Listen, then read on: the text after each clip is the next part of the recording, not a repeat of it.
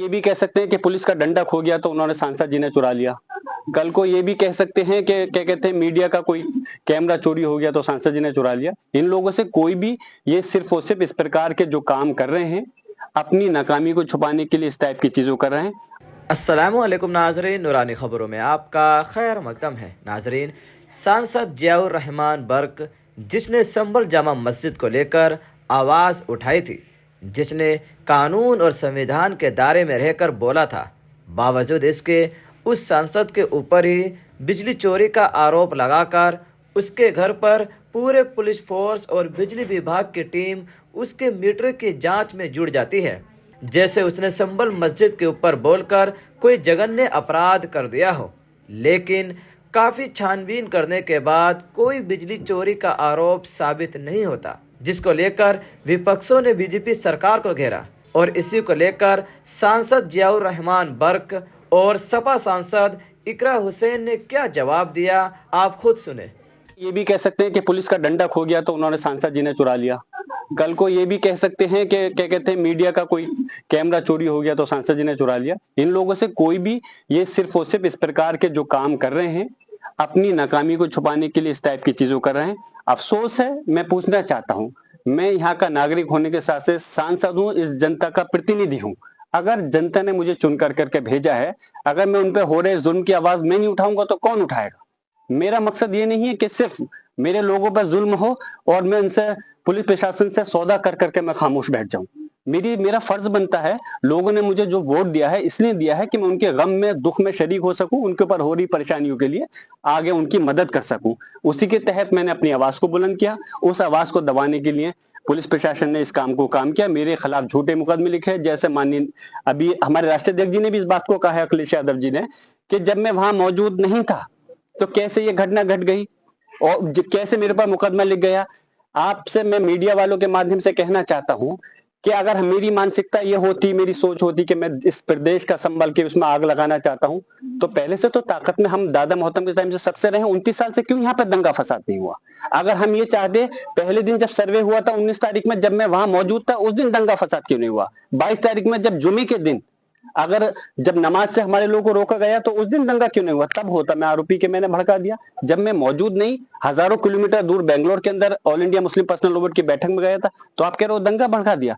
उन्होंने कहा कि उसके माध्यम से उन्होंने इस प्रकार की स्पीच दी। मुझे स्पीच दिखाइए कि जिसके अंदर कि मैंने गलत कहा हो। मैंने कानून के माध्यम का इस पर कहा था कि अच्छा, मैंने ये अल्फाज कहा मस्जिद ही है और रहेगी, तो क्या गलत था? प्लेसेस ऑफ वर्शिप एक्ट हमारे पार्लियामेंट का बनाया हुआ कानून है।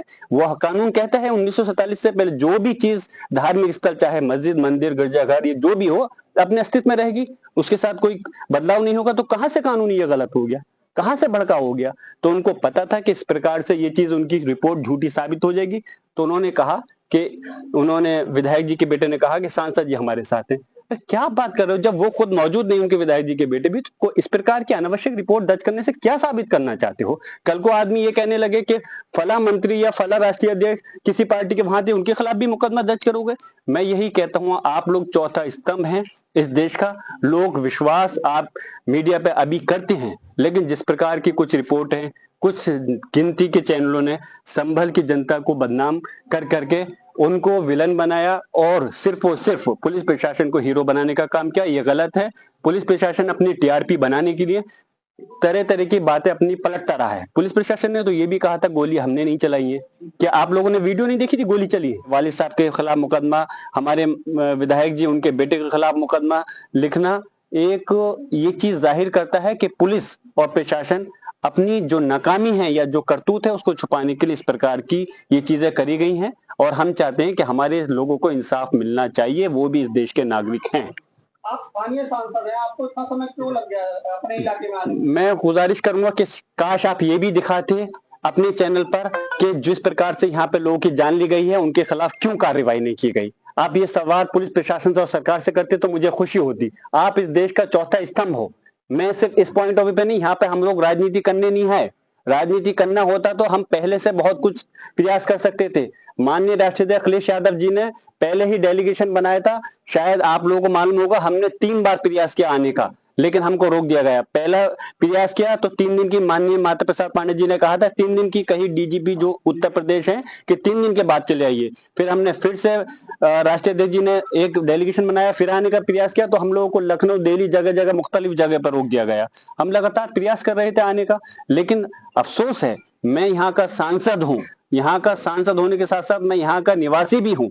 मुझे भी आने के लिए क्यों रोका गया? मैं अपने लोगों के दुख में, दर्द में शरीक होना चाहता था, मैं उनके गम में शरीक होना चाहता था, उनकी परेशानी को समझ करके मैं चाहता था उनको इंसाफ मिल सके, लेकिन अफसोस है यहाँ आने नहीं दिया गया। लेकिन खैर कोई बात नहीं, आज हम हाजिर हुए हैं और हम और हमारी पूरी पार्टी चाहती है कि संभल के लोगों को इंसाफ मिलना चाहिए। जो उनके साथ ज्यादती हुई है, जो जुल्म हुआ है, उसके खिलाफ आवाज उठनी चाहिए। आपसे मेरी गुजारिश है कि आपके चैनलों के माध्यम से भी हम लोगों के हक और इंसाफ की आवाज उठाइए। आप भी ये मत सोचिए सिर्फ मीडिया के लोग हैं, आप भी नागरिक हैं, आप भी किसी न किसी परिवार से जुड़े हुए हैं, और मीडिया के लोगों के साथ में कितनी ज्यादती हुई है, राष्ट्रीय अध्यक्ष जी ने कहा, आप लोग भी तो वाकिफ हैं।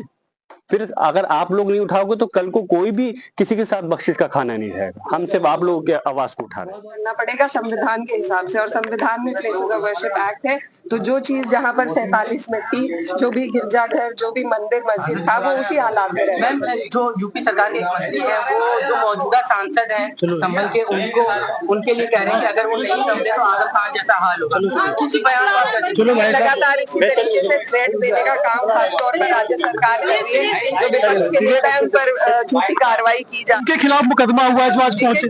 मुझे यहाँ जानकारी मिली है, यहाँ पर प्रशासन पर कोई कार्रवाई नहीं हुई है। यहाँ पर जो लोग पीड़ित हैं, जो लोग वहाँ पर मौजूद थे, उन्हीं पर कार्रवाई की जा रही है। हमारी मांग है कि जो लोग यहाँ पर उस वक्त प्रशासन के लोग मौजूद थे, उन पर भी एक इंडिपेंडेंट इंक्वायरी हो कि उनके होते हुए ऐसा क्यों हुआ, ऐसी गोलियां क्यों चली। वीडियोस भी आई हुई है, लेकिन कोई कार्रवाई अब तक नहीं। सांसद जियाउर रहमान के खिलाफ भी बिजली चोरी का मुकदमा है, इसके साथ साथ आरोप लग रहा है कि उन्होंने दंगा भड़काया और हिंसा हो गई। देखिए, लगा सेशन चल रहा था, वहाँ पर मौजूद थे, और उसके बाद से उन पर लगातार कभी बिजली चोरी का, कभी किसी और तरीके का, ये जो सरकार है भाजपा की, इनकी यही नीति रही है कि विपक्ष के जो भी लोग हैं उन पर झूठे मुकदमे लगाकर उनकी आवाज को रोका जाए। तो ये उसी के तहत है। 2 करोड़ का एक दिन में तो मुकदमा नहीं बन सकता, इतने दिन से क्यों नहीं उन पर तहकीकात की गई? अगर ऐसा कुछ सच्चाई थी तो हमें लगता है ये सब बिल्कुल झूठ है, बेबुनियाद है, और सिर्फ यहाँ की आवाज को रोकने के लिए, पार्टी को परेशान करने के लिए, पार्टी के लोगों को प्रताड़ित करने के लिए ये सब किया। लेकिन कुछ लोग कह रहे हैं कि आप 40 दिन से नहीं आई, 24 नवंबर को हिंसा हुआ, उसके बाद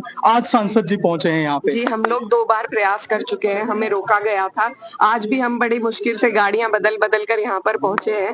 तो लगातार यहाँ पर ऐसा एक वो बनाया जा रहा था कि कोई नहीं जा सकता है, लेकिन उसके बावजूद यह आज हमारी तीसरी कोशिश है और हम लोग यहाँ पर पहुंचे हैं। तो ऐसा नहीं है, लगातार हम संभल के दर्द को, पीड़ा को अपने दिल में लिए हैं, हमने संसद में उठाई है सारी बातें, और जो भी हम कर सकते थे करने का पूरा प्रयास कर रहे हैं, और हम यहाँ के जो पीड़ित हैं उनके साथ है, और लगातार इंक्वायरी की मांग। आखिरी सवाल है, जो शाही जामा मस्जिद है उसके सामने पुलिस चौकी बन रही है, इसके अलावा कुछ लोग उस जमीन के ऊपर दावा भी कर रहे हैं, क्या कहेंगी आप जो शाही जामा मस्जिद के सामने चौकी बन गई है? देखिए, जहाँ तक मेरे जानकारी में मामला आया है, यहाँ पर एएसआई का भी इन्वॉल्वमेंट है, और जो प्रॉपर्टी एएसआई मार्क कर देता है, चिन्हित कर देता है, उसके इर्द-गिर्द 100 मीटर तक कंस्ट्रक्शन अलाउड नहीं है। तो उसके बावजूद यहाँ पर प्रशासन अगर जोर जबरदस्ती से वहाँ चौकी बनाकर एक दबदबा और एक डर का माहौल पैदा करना चाह रहे हैं, तो वो गलत है, वो नहीं होना चाहिए। सही कानून के तहत उस प्रॉपर्टी की जांच होकर वहाँ पर रोक रुकाव करनी चाहिए। बिल्कुल। अगर आप ये वीडियो YouTube पर देख रहे हैं तो हमारे चैनल को सब्सक्राइब करें और बेल आइकन को दबाना ना भूलें। अगर आप Facebook पर ये वीडियो देख रहे हैं तो हमारे पेज को लाइक करें।